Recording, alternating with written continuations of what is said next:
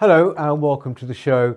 I'm Peter Whittle. I'm delighted that my guest today is columnist for The Spectator, writer of numerous different publications, Gareth Roberts. Hello, Gareth. Thank you very much for joining us. Gareth was actually originally a screenwriter for television, with huge credits such as Coronation Street, Emmerdale, and Doctor Who of happy memory. And so there's very little about popular culture that he doesn't know. But he has a book out, which is this, something you don't really see very much anymore, which is Gay Shame. We're living in an era of gay pride. Gay Shame, the rise of gender ideology and the new homophobia.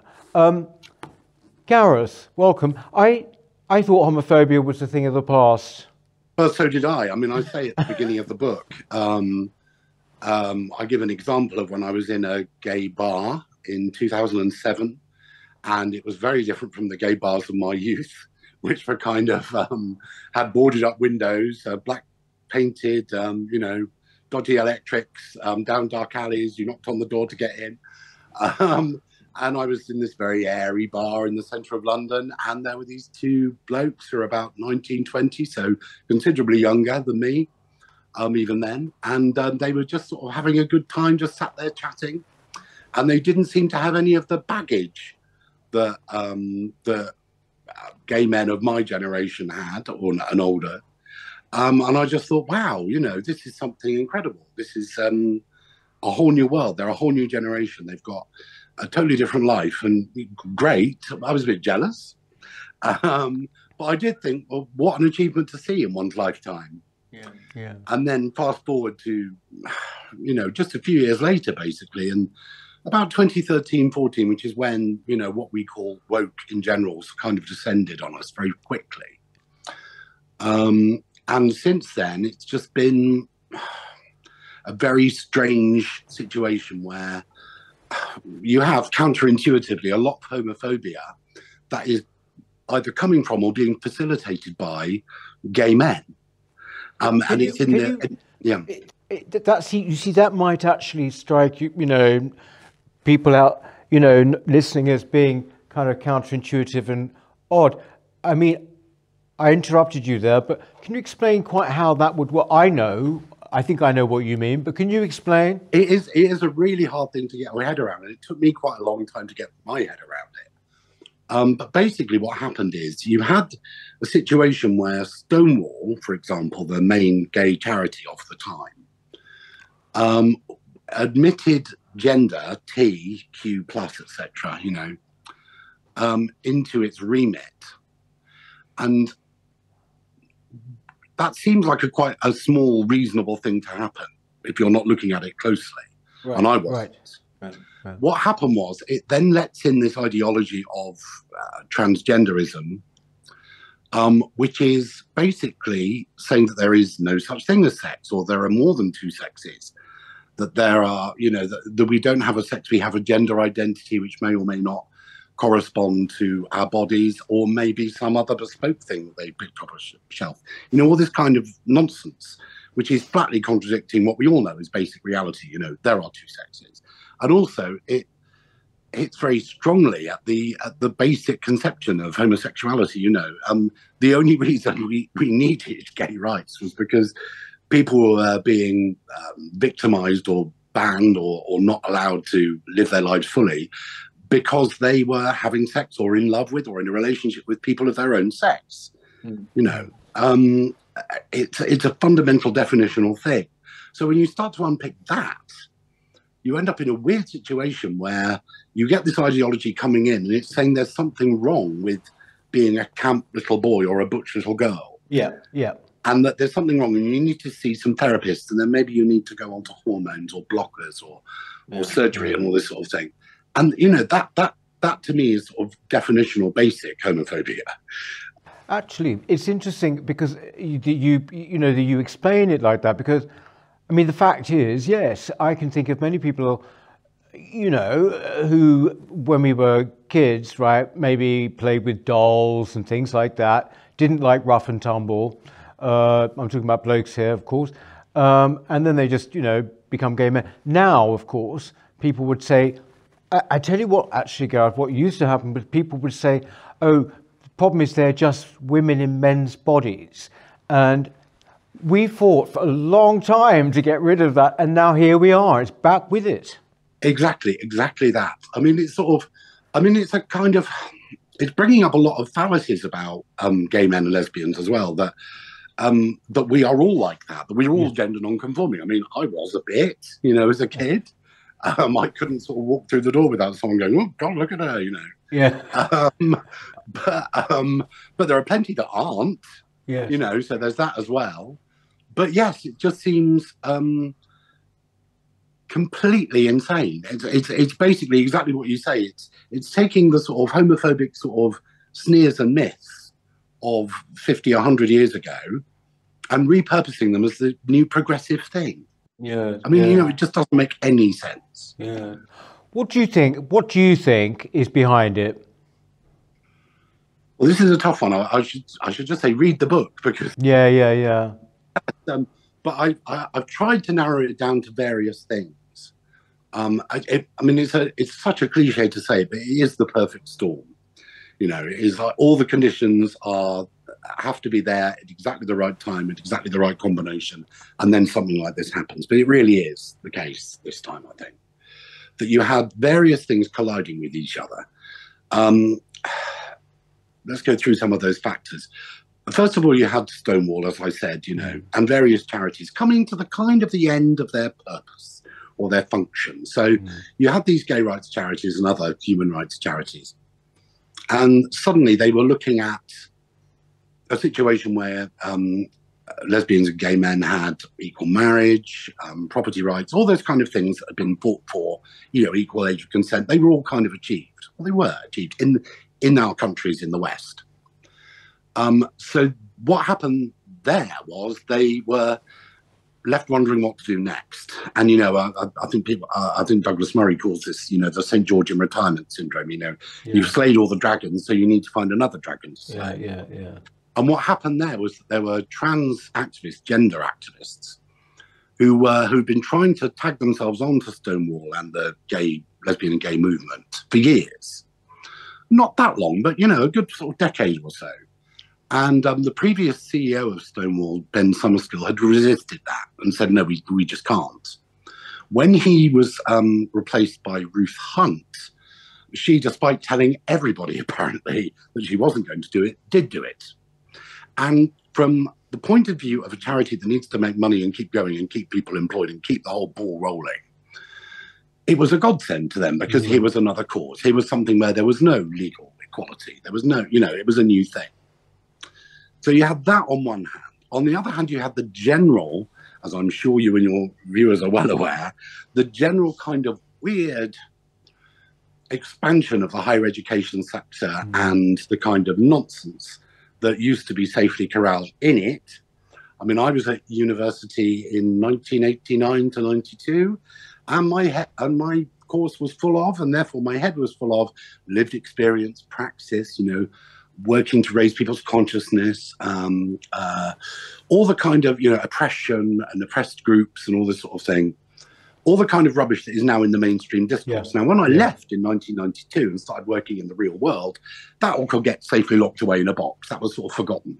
That was just a kind of weird academic thing. Now it's everywhere. And that's for various reasons. But I think, the huge expansion in the university sector in the US, UK is a major factor of that. So that feeds into it as well. On a deeper level, I think there's still something, I hesitate to call it internalized homophobia, because I think that's never a very helpful term. But I think there's still somewhere in a lot of gay men a kind of, trying to think of a good word to use that doesn't sound too pretentious, but a sort of a Jungian kind of problem with themselves. You notice this in lots of when gay men talk about themselves and their achievements, they're very quick to say, well, it was a black trans woman threw the first brick at Stonewall, or it was lesbians that did all this and all this kind of thing. It's like, we can't be good enough. We're never good enough. There always has to be somebody else, And I think there's something in that, and that needs a lot of probing. And that's there in a kind of homosexual brain of a lot of quite annoying gay men. I say in the book, I don't know if you've read the book, but I have. Yeah, there was. If we look back at before this all kicked off, there were some very funny satires on those kind of gay men. Matt Lucas's Daffyd, the only gay in the village, was one of them. There's a brilliant one by David Sedaris, who's an excellent satirical writer, who wrote in the mid-90s, I think, a short story in one of his books, which is brilliant. I really strongly recommend them. They're hilarious. But it was called Glenn's Homophobia Newsletter. And it was about this this very minty gay man that was basically using his status as an oppressed person to just treat everyone really badly and be completely narcissistic and just awful. And what seemed to happen was, in the early 2010s, was suddenly those people were ruling the roost. You know, and then it just sort of spread. I mean, academia is the real problem, I think. I mean, I don't know if you saw, but today, this is Thursday, we're talking, the Russell Group published a list of its kind of requests to the new Officer for Students that the government has set up. No, I haven't seen that. What happened? Well, what happened was they sort of, it was quite a reasonable sounding thing. And they're talking about what they want from the Office for Students so they can comply with it, you know. It's a kind of initial negotiation compliance document. And one of the things they said was, we want you to give examples to us of things that would be, would contravene free speech. So, for example, Islamophobic, homophobic, and gender critical things. Okay. Yeah. Now, obviously, you know, immediately Maya Forstater descended and J.K. Rowling has now descended. So they put out a sort of panicked statement saying, oh, we didn't mean that. We meant transphobic, which is another nonsense word anyway, in my opinion. Yes, exactly. But still, it just goes to show how sort of deeply ingrained this stuff in their heads. And, you know, we keep having these employment tribunals at which people are exonerated and given, in one case, exemplary damages for being gender critical, what I call sex realist. But this just doesn't seem to be getting through to the public sector. I was interested in that. Yes, you do. This term gender critical is a bit confusing, actually. You know, the people, it's almost like you're being, you know, it almost makes it sound like you're on the other side, almost in a way. So you use the term sex realist. Now, that basically means you believe that there are two sexes and that there is same-sex attraction as well as, of course, of heterosexual attraction. Yeah, in the same way that I believe the moon is in the sky. You know? Round, you know? What's funny about this, Gareth, what's very funny about this is that, you know, when people talk about in this era, and they talk about people, oh, I was born in the wrong body, or someone was born in the wrong body, it's almost a kind of oddly religious thing, isn't it? What, did you have a kind of gendered soul that was like there before the body, or what?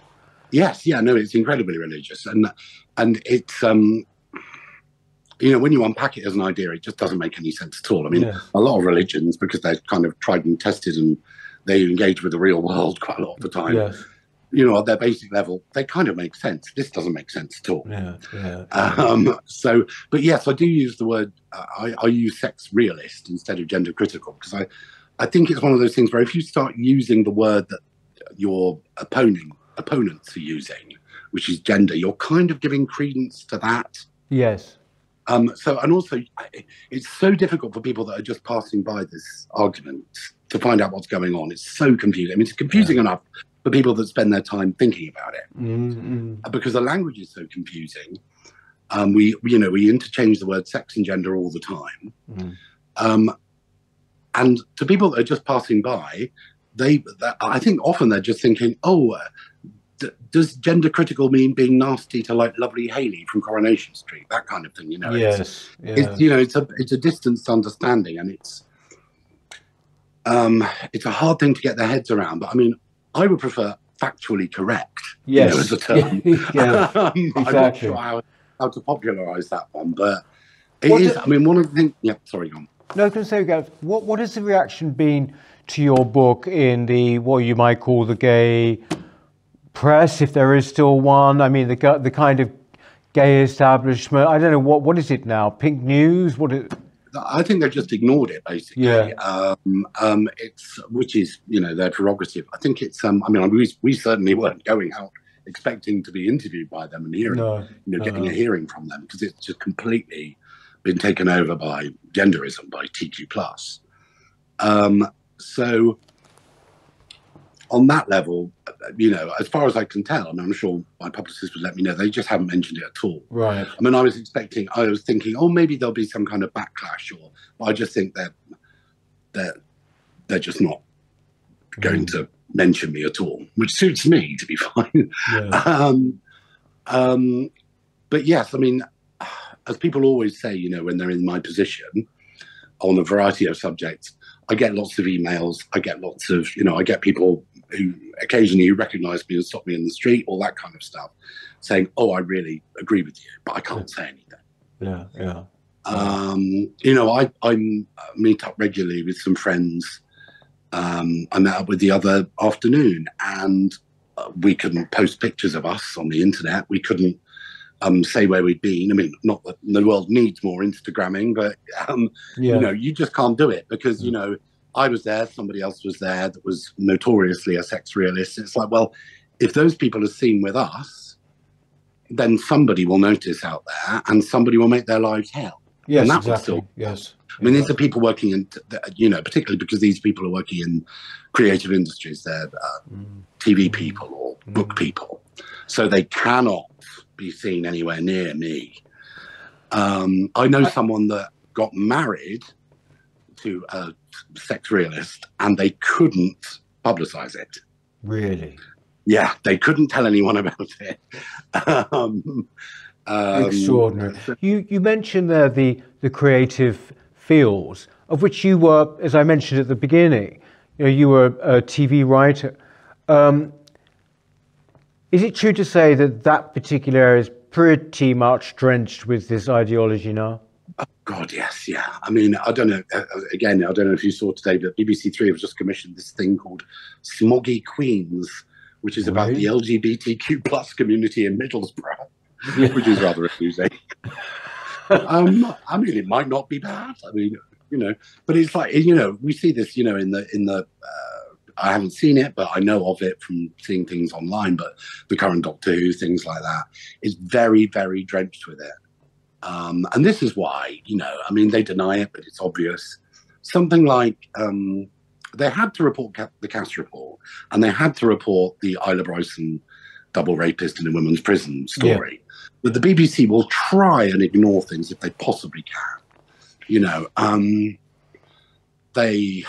there was something recently that they kind of just didn't bother reporting on. And in a weird way, it reminds me of being a young gay man in the 80s when, you know, I would read something in Capital Gay or the Pink Paper, as they weren't there then, and think, my God, that's a huge story. And then you just wouldn't see it in any of the other papers or it just wasn't there. So this is another thing that kind of gives me hope, though, in a way, because, you know, in the mid-80s, I could never have thought that we would get to the stage we were at in 2007, you know, which I mentioned earlier. So I'm fingers crossed. I think, well, you know, we've been through this before. We've seen off something bad. It can happen again. Yes. Do you think, actually, Gareth, that I know you're talking about the return of a certain sort of homophobia. Do you think the, how do I put it, the more traditional form of homophobia, do you think that that is come back? I mean, or, you know, one hears just anecdotal things that basically people are sort of, or some people are sort of sick of hearing about it, for example, you know? Do you think that that is just anecdotal, or do you think that it's a real thing? It's hard to tell. There needs to be, you know, in terms of opinion polling and things like that, I mean, I think the recent YouGov stuff was kind of reasonable, what you'd expect. But there are, I mean, you know, trying not to pussyfoot around it. You know, London is technically the most homophobic city in the UK. Yes, it absolutely is. But I mean, that's for different reasons, maybe. Yes, exactly. Yes, but when you talk about traditional homophobia, there is nothing more, traditional than that. Yes, That's coming. yes, exactly. And again, if you look back into the history of Islam, it doesn't have to be. It's sort of things were very different in the sort of Spanish territories of Andalusia and all that stuff all those years ago. So it's not embedded in it that it's a homophobic thing. But yes, obviously that's a problem that will have to be faced at some point. Well, I think in London, what you might be referring to, a few years ago there was a poll done that showed that the country at large and the different regions, I think the percentage of people who thought that being gay was immoral. I don't mean they just thought the actual thing of being gay was immoral. Was around an average of about 17%, except for London, where it was nearly 30%. And this was sort of brushed under, but we kind of know why. Not necessarily just Islam, actually, but maybe African Christians, maybe Polish Catholics as well. Who knows? But this is one of the. Sorry, go ahead. I'm all for religious freedom as well. People should be able to believe what they believe. Yeah. I think, as long as it doesn't cross into the territory of the law. Yes. And trampling on other people's freedom like that. But it doesn't. We hear all this stuff, particularly from Americans. Tedious Americans. I know they have their own issues over there, and it's a very different culture to ours. But they're always banging on about evangelical Christians and all this kind of thing. And I just think, in this country, where are evangelical Christians? Tell me, Gareth, just going back a bit to your TV work and your TV writing, when did you roughly leave? Because you now make your living as a writer and a journalist. Yeah, I always did a bit of journalism sort of on the side, and I'd written books and things before, and during my TV time as well. So I kept all the pans sort of rolling. What happened was in about 2017, 2018, I think it was, I made an ill-advised crack, which was quite funny and quite true. I can't even remember what it was that set me off. I don't think I was angry. I just thought it was an amusing observation. Right. But that kind of opened the gender floodgate. Basically I said, it's funny how there aren't trans women who are called, Anne and, Tina or whatever. Just sort of working in a library or wearing a tracksuit or slobbing around the house having a pot noodle or anything like that. It's all glamorous ladies and all this kind of thing, which I thought was fairly obvious. But the gates descended. And then I was meant to be writing a short story in a sort of 2-bit Doctor Who short story collection. And basically, which was quite soon after I sent that tweet. And then I got an email saying, oh, no, you're not going to be in it because of, your transphobia or whatever. And it was around that time when that sort of became a mini squall. It was in the papers and on, the BBC and everything. They reported that. And from that point on, I got a few more calls, but the phone had sort of been ringing from TV people fairly regularly for about 25 years. Yeah. And then it kind of died away. Yeah. And then it just went completely quiet. Yeah. But I don't know. I was speaking to a friend in TV the other night, and I was saying, well, how could I ever work in TV again? And he said, no, you reach out to people, try, see what happens. So maybe, I don't know. But I'm not sure. I sort of think of it as a young man's gay television, to be honest. But I was also, partly, in a way, that's what I mean. Would you actually want to with what is required now? It seems to me. Yeah. It's also, the thing that I really like about journalism, which I'm sure you know as well, is that you pitch your idea at 6 a.m, you write it by 10 a.m, by 1 o'clock it's in the publication. Yeah. In TV, I've had occasions where I've thought up a joke and it hasn't made it onto screen for 9 years. Yes, really. Yes. There is so much delay and obfuscation and picking at things, endless picking. You'll write something and then they'll come and unpick the whole thing, unpick it about another 20 times, and then you end up writing basically what you did in the first place, that kind of thing. Now, that's very nice when you can take it, and the money is very nice. I won't deny that. But you get to a point where you just think, oh, come on. Yes, you know? I mean, a friend of mine was working on a series for Amazon, and she had to do, I'm not kidding you, she was on draft 90 of a script. Do you, I mean, you write about quite wide subjects, actually, don't you? I mean, it's not, you know, you on Twitter as well, you're a regular commentator. I mean, do you think as well, Gareth, that there is this thing, I'm projecting slightly here, but where, you know, you're expected as a gay man to have certain views, aren't you? And if you don't go along, then there's a particular sort of contempt which is retained for you. Yeah, I mean, I've had that for years, but I mean, it's sort of, it's the same with ethnic people as well. You know, they have the same problem where, you know, look at what they say about Kemi Badenoch and all this kind of thing. You know, it's all it's I mean, it's a cliche to say, but it is just another form of bigotry. Yes, You know, it is very much stay in your lane, and you're not, you know, no true Scotsman, that kind of thing. You know, you will repeat what we say, and you're not one of us if you don't. You know, which is nonsense. I mean, you know, surely the whole point of human rights, if you like, is that we're all individuals. We are all as pebbles on a beach. You know. Yes. What is next up for you, Gareth, after this book? I mean, have you got anything in the pipeline?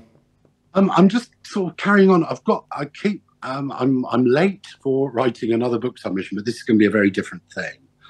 It's a fiction idea. Because this was a gay shame was kind of an odd thing for me to do. You know, I was approached to do it, you know, and I'd not written non-fiction before, so I don't know. At the moment, I'm kept very busy with writing various columns and doing all that kind of stuff. But I need to find time to do another grand projet, really. Right. And I can get around to it. Okay. Well, look, the book, as I said, is out now, Gay Shame, and that's the rise of gender ideology and the new homophobia. Gareth Roberts, very, very interesting book for a wide audience, actually, as well. I know that sounds actually, Gareth, when I say that, it sounds a bit like they used to say with films, oh, but this isn't just a gay film, it's a film for everybody. This is a book for everybody. Yeah, I mean, my writing style, I can't help myself. You know, I was kind of raised on and then worked in things that were for millions and millions of people. I find it very hard to write for a niche audience. Even when I'm writing about niche things. So, you know, that's just the way I am. Well, look, all the very best with it. And thank you very, very much for joining us today. And speak to you soon, I hope, maybe, Gareth, another time. Doing good luck with the NCF and everything, all your works. Thank you very much for that. Thanks, Gareth. That's it for the show this week.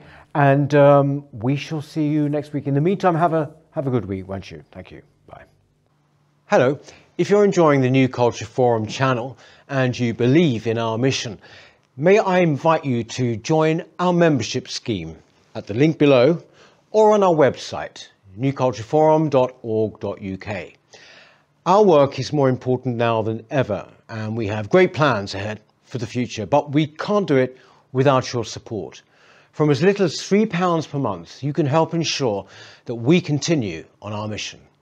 As a member, you'll receive a range of benefits, including access to exclusive content, invitations to our private events, including here at our studios, free copies of our books, and much, much more, including, of course, our famous NCF mug. If you aren't able to become a member, then please help us by clicking this button and subscribing to our channel. It's completely free. Just remember to also click the bell icon so that you can get notifications when we post new videos. Thank you.